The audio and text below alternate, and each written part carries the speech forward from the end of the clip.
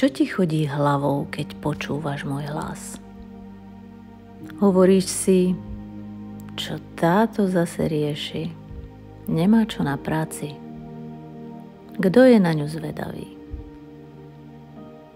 Alebo ťa len napadá?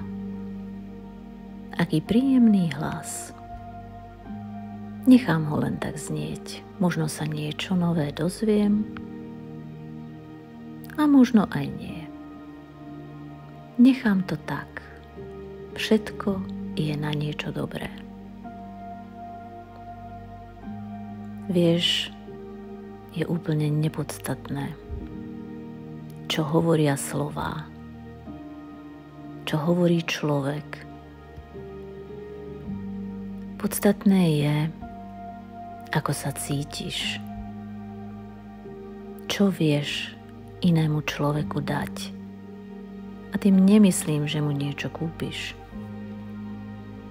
ale aký pocit mu vieš dať. Ako vieš vnímať toho človeka.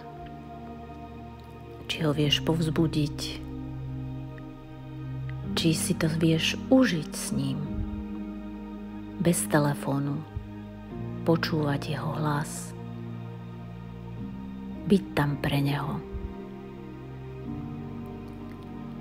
Či vieš prijať podstatu iného človeka napriek tomu, že sa ti niečo na ňom nezdá.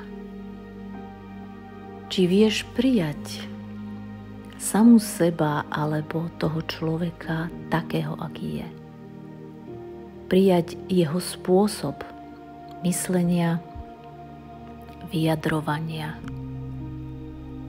toho, ako kráča, toho, ako sa oblieka, toho, čo má rád alebo rád nemá. Pretože to sú všetko odzrkadlenia teba samej. Všetkého, čo vieš a nevieš prijať sama na sebe. A ak si schopná vnímať to na inom človeku,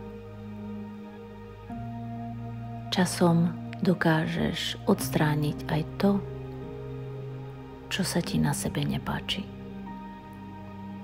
Ale prvý krok je uvedomiť si, že robíš niečo, čo nerobí tvoj život pekným. A že za to nemôže ten, kto stojí alebo sedí oproti tebe.